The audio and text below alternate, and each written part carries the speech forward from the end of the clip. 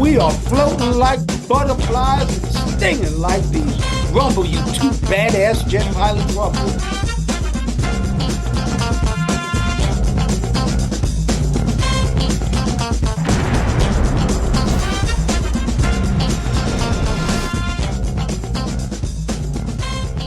Welcome to the Wingman Show, where we're floating like butterflies and stinging like bees. Rumble, you two badass jet pilots, rumble. Welcome to the Wingman Show.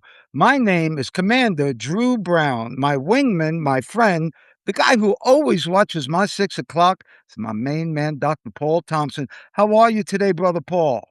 Well, Commander Drew, it's good to see you. I like your Flavor Flav glasses. But before I comment on your background, there's something else our listeners need to know. And I'll start it off with a proper introduction here. People need to know that you are now a member of royalty. You are not Commander Drew, you are Lord Commander Drew. That is very correct. I have some friends from England who bestowed upon me through their however they got it. I am now Lord Commander Drew Brown, and Katrina is Lady Katrina Brown. Yes, that is true. So maybe I should start off saying, hi, this is Lord Commander Brown. It's crazy, but it's true. All right, well, let's start off with a quote. Thank you for that very much, Dr. Paul. I like being Lord Commander. Well, how about this quote? The only man who makes no mistakes is the man who never does anything. The only man who makes no mistakes is the man who does nothing. And that's by Theodore Roosevelt. I like that one, Paul. Yeah, I think that's true. And some people do that to escape criticism, but you can be criticized for not doing anything either. So basically, step out there, take a chance. Don't be too foolish, but maybe a little foolish every now and then. That's right. Because if you don't take the shot, you definitely won't make the score. You have to at Correct. least shoot the ball.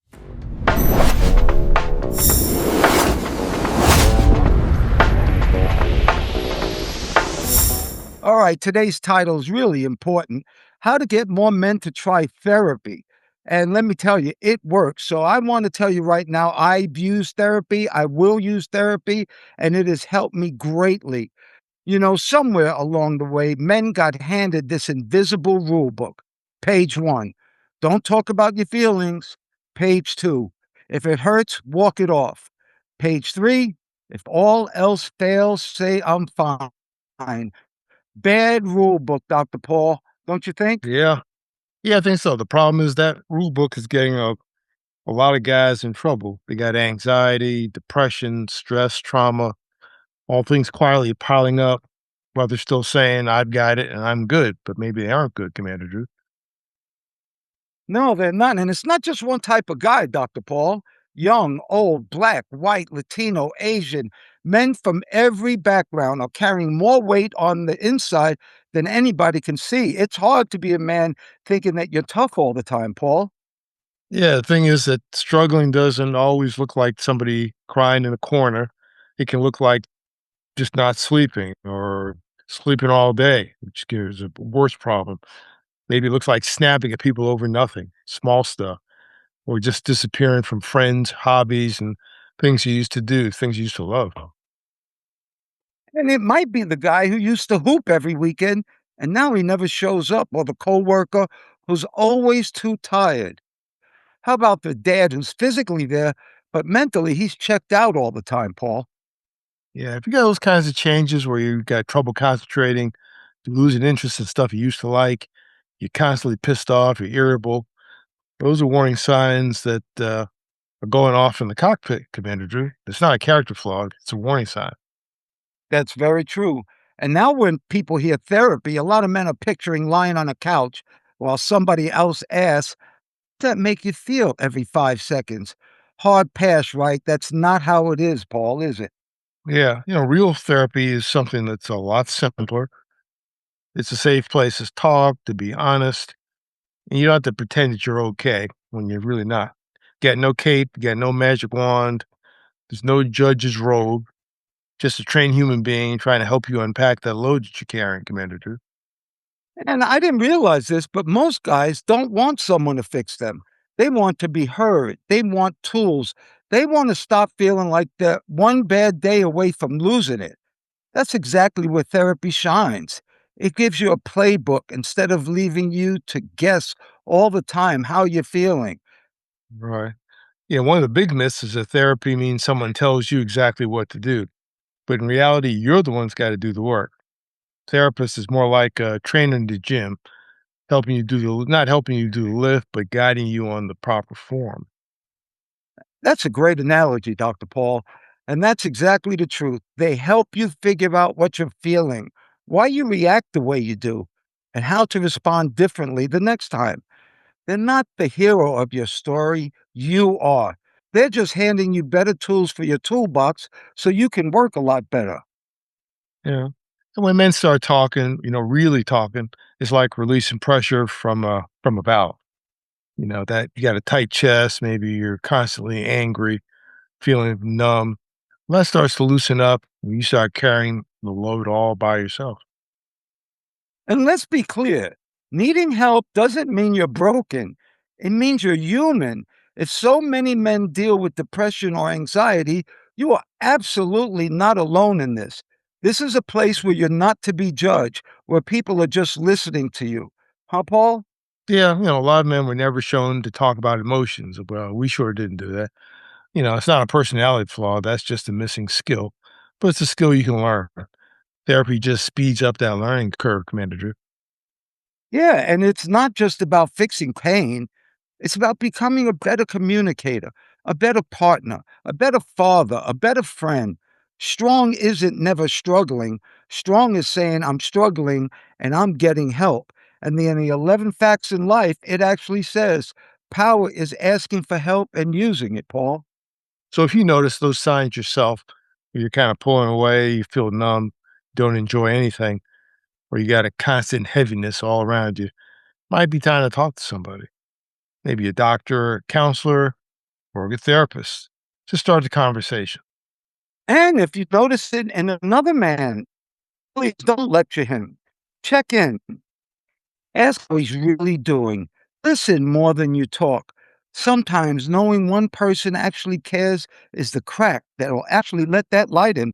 You're not stuck like this. Help does exist. Healing is possible, and reaching out isn't a failure. It's actually a power move. You don't have to fly this mission solo.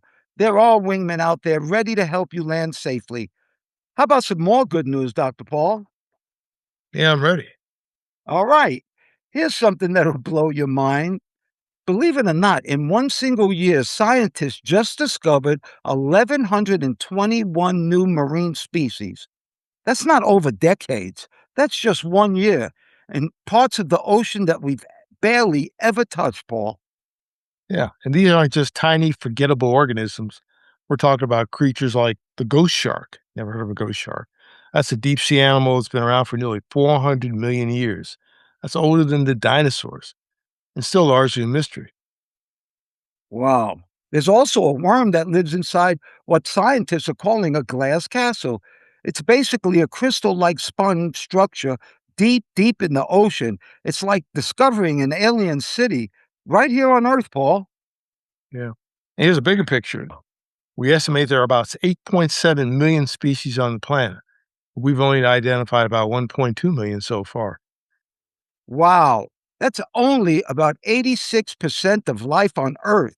And that means it's still undiscovered. And in the ocean, that number actually jumps to around 90%, Paul. Yeah, that's why missions like Ocean Census matter. They're speeding up the discovery because right now it can take over 13 years just to officially document a new species.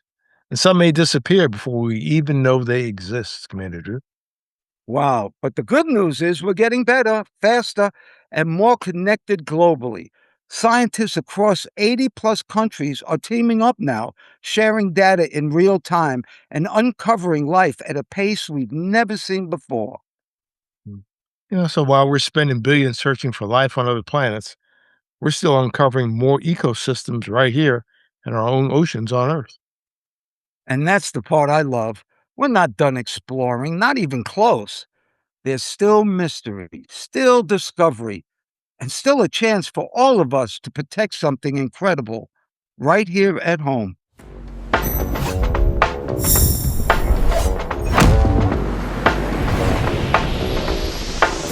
This is our jet jolt, and we love that jet jolt because we are badass Navy jet pilots.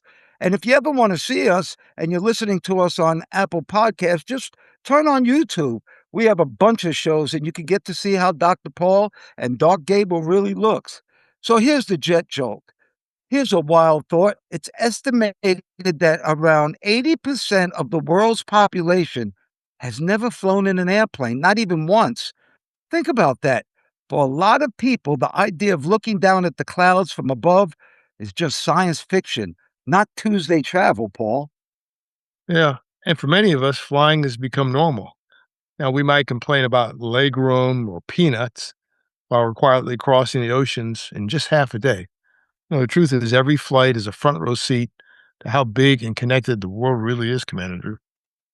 And that's why we tell people, if you can, don't stay locked in your zip code forever. Travel stretches your mind. You hear new languages, you taste new food, you meet new people who see life differently than you do. You realize the news is tiny and the world is really huge. Mhm. And you don't have to start with a ticket to fly around the world. Maybe it's just your first short flight, your first trip to another state, or crossing the border for the first time. Every time you travel, your world gets a little bit bigger, and your fears probably get a lot smaller. All right, so here's your Wingman challenge. If you've never flown, start dreaming. If you have flown, start planning. Don't let your whole life happen in one little zip code. The planet is way too big, and your story is way too important to stay stuck in one spot. All right, everybody. Thank you so much for listening and watching us, The Wingman Show, on Apple Podcast, on YouTube TV, on TikTok, on Instagram. We appreciate all of your letters. We appreciate all of your subscriptions. Thank you so much for really looking after us. And we have a website, and that website is wingmanshow.com. That's WINGMENSHOW.com. And on that website, we also have a newsletter. And this week is how to find help with therapy, just like we were talking about. And we have a frequent flow line. But check out those badass jets we got behind us. Now, behind Dr. Paul, he has a beautiful A7, and that's the plane he used to fly. And he is tanking some Tomcats. And Paul, you used to do that, didn't you?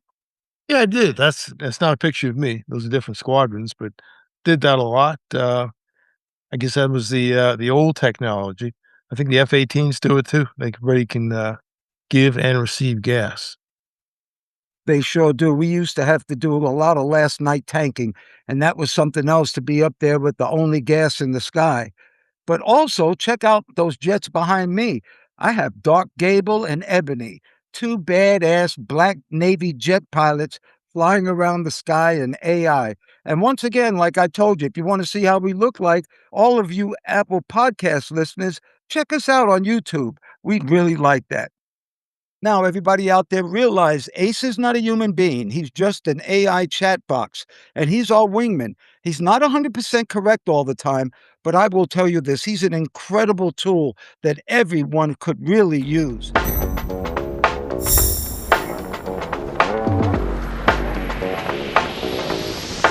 All right, wingman, it's time for the frequent flow line. We got a great letter all the way from across the pond from Brian in Manchester, England, and he writes, "Dear Wingman Show, I watch you every week with my kids. You two are the kind of Americans I want my children to see, not the crazy stuff we see on the news, but real Americans doing real things. When did you decide to join the Navy and become airline pilots? Why don't you take that, Paul?" Sure. Well, Brian, first of all, thanks a lot. That means a lot to us. The fact that you sit down with your children and watch us together, right there, you're already being a great wingman for your family. Now, as for the Navy, my decision started with one simple idea. I wanted to do something bigger than myself. I saw the Navy as a way to serve, see the world, and push my limits. As far as flying, that was the ultimate challenge and the ultimate thrill, and that thought came to me when I was about 4.5 years old. and it never died. How about you, Commander Drew? Well, for me, Brian, it's a whole different story. I actually was looking for a job. I figured out when I was about 25, 26 years old that maybe being an airline pilot was a good way to go. I didn't know what I wanted to be when I grew up, so I figured I'd be an airline pilot. And the first place to I went to was the Air Force, obviously, Air Force airplanes. They loved me. I was black, I was qualified, I was strong. They loved everything about me, except they said that my class started in 16 weeks, and I went there for a job. Somebody there actually said, "Drew, go down to the Navy." And I said, "I don't want to be on boats." They said, "No, Navy has the best pilots in the world." So I went down to the Navy. And obviously, the Navy has so little black pilots that I was in the United States Navy in 11 days. And for me, that was the start of something real big. It changed my life, Dr. Paul. How Yeah. about you? Well, you said that a job. I remember when the Navy ads that was popular was it's not a job, it's an adventure, and that's been true. But now for the airline pilot part, for me, that came later after years of flying in the Navy. It was kind of a natural transition. I had the skills, I had the hours. I love flying. And I didn't mind moving stuff, people, or cargo from one part of the world to the other. So you're not just flying metal, you're flying stories, reunions, second chances, and helping businesses run around the world, actually. How about you, Commander Drew? Well, actually, I wanted to be a Delta pilot because I heard they made the most money and they had the best jobs. I did not get hired by Delta. And one of the reasons that a long time ago there weren't many black pilots at Delta is that they had a psychologist and he took a Southern captain's profile. And if you didn't fit that profile, you didn't get hired. And one of the things that was not in that profile, my parents were divorced. And because they were divorced, I didn't get hired and I was down and out. But guess what? I actually got hired by the greatest airline in the world, and that's FedEx. We get paid more, we have better retirement, we have better everything, and the best thing is we don't have any people. And I'll tell you something else, Brian. Every time I see that airline uniform in the mirror, I still see myself who looked up at the sky one day and dreamed of being an airline pilot. The Navy taught us how to handle pressure, how to be part of a team, and how to be responsible for lives. The airlines just let us keep using all of that just in a different mission and making some more money, huh, Paul? Yeah. And just, hearing him say that we're a good representation of the United States. Well, that's really quite humbling. Thank you very much for that. America is a very complicated place, like every country. Yeah, but there are a lot of good people over here just trying to work hard to do good things and to help others, just like you're doing with your kids in Manchester, England. And Brian, to you and your children, thank you so much for watching. Thanks for trusting us, and thanks for reminding us that the world's a lot smaller and a lot friendlier than the headlines make it seem. See, here's the upbeat truth. You don't have to be a Navy pilot or an airline captain to live a wingman life. You just have to show up for others, lead with character, and keep looking up instead of giving up. For the US to the UK, we're honored to fly that mission This is the with you. Wingman PSA. In the sky, your partner has your back. Now, let's get to it. Climbing in now. Systems green. And now for a wingman PSA. Under the 11 facts in life, under fact number 6, anger really means fear. Stress the number one cause of death. When mad, sit down, shut up, and do nothing for 24 hours. Anger really means fear. You are scared of not getting what you want or losing something you have. What do you think about that anger, Paul? Yeah. Because I'll tell you, 20 seconds of anger can get you 20 years in the state penitentiary. Yeah, that's not good. 20 any penitentiary.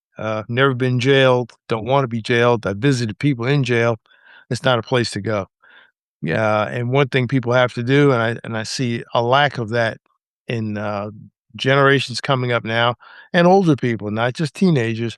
You've got to master your emotions, especially talk male and female. You got to master your emotions. We can't always act like spoiled 5-year-olds. That's true. And, in the 11 facts in life, it says that take responsibility for your actions and control your emotions.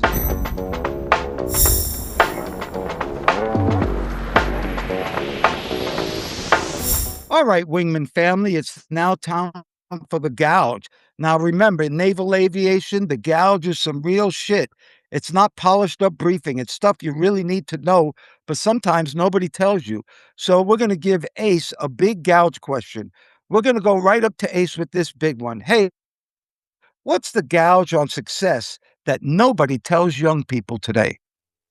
All right, here's the gouge. Success is way more about sticking it out than being the smartest in the room. Consistency, bouncing back after face plants, and being okay with boring daily efforts, that's the secret sauce. No one tells you that showing up when it's not flashy is what actually makes you unstoppable. Thank you very much, Ace. That's great. You have anything to add to that, Dr. P? Success is, I guess, it's relative. It comes from having goals and dreams and acting on them, not just dreaming them, but actually acting on them. So it's probably no success without some kind of action. Well, actually, success to me is real simple. It's waking up every day, doing something you love and doing it well. Waking up every day is successful if you're doing something you love and you do it well.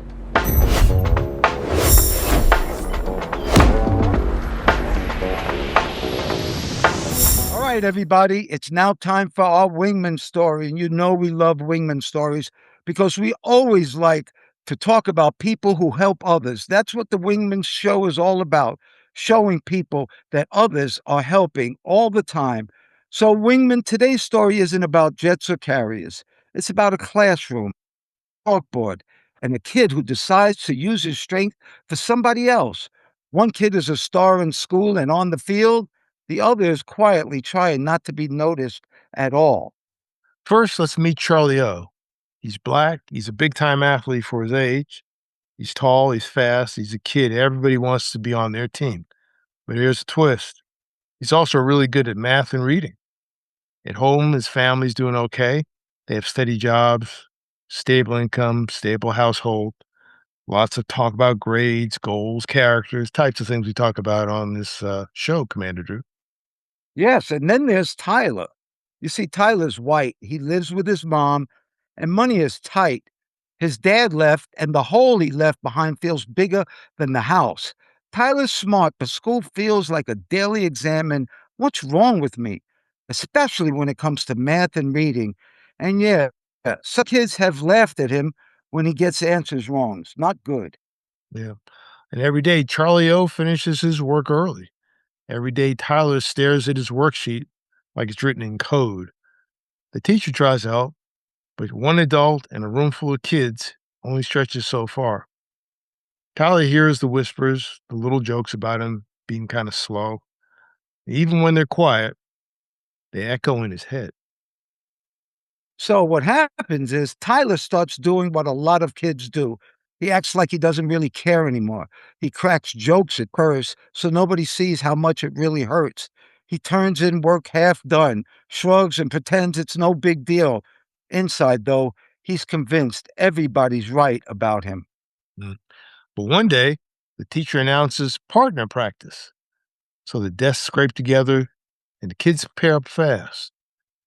But Tyler keeps his head down, kind of hoping to disappear. But Charlie O looks around. He sees Tyler sitting alone, and he can see a couple of kids smirking, wanting to see who gets stuck with him. And here comes the wingman moment. Charlie O stands up, walks right past that cool crowd, and drops his notebook on Tyler's desk. Yo, you want to team up? He says. Just like it's the obvious choice. One kid in the back snickers. Why are you picking him? And Charlie O turns and says, because my partner. You got a problem with that? The room gets quiet real fast, real quiet. Yeah. So at first, Tyler mumbles, I'm just bad at this. But Charlie O shakes his head. He said, nah, man, nobody's just bad. We'll break it down. He starts showing Tyler how he thinks through problems. Takes small steps, little tricks here and there, drawing pictures. Slowly, Tyler starts getting the answers right, all on his own. Wow, and Charlie O doesn't make a show out of it. No bragging, no, I'm saving this guy. When someone cracks a joke, Charlie O cuts them off quick. He's doing the work, chill out. He's not just helping Tyler with math, He's guarding his dignity. That's advanced wingman tactics there. Yeah. And over time, things start to change. Tyler starts raising his hand sometimes. When the teacher asks for volunteers to read, he doesn't sink all the way down his chair. At home, his mom notices he's not as defeated when he opens his backpack. The numbers on his paper are higher, but the weight on his shoulders is getting lighter. And Charlie O learned something too. You see, being the star athlete is cool. Being the smart kid is cool. But being the one who stands up for someone, who shares his strength, that's a different level of greatness. That's leadership. That's really being a wingman. So here's the good news. There's a Charlie O and a Tyler in every school, every job, and every neighborhood. Some days you're the one who needs the backup. Some days you're the one who can give it. When you use your voice, your talent, and your courage to protect and lift someone else, you're flying the Wingman mission, and you don't need a jet to do it. Thank you once again, everybody out there, for watching us and listening to us. Anything that you think is important, and anything that you think is beautiful, and most importantly, whatever makes you happy, may you have that today and forever. I pray for peace. I pray for peace too, Commander Drew. And again, it's good being with you. Congratulations once again at becoming an official member of royalty. I guess you own land and property around the world now. We appreciate all those who listen, like, and share our message. If you're watching on YouTube, especially, we'd appreciate a like and become a subscriber. Most of you are not subscribed. Become a subscriber on YouTube. If you're listening to us on Apple Podcast, you will soon be able to watch us on video too. That's coming to the Apple Podcast listeners. It's still in the works.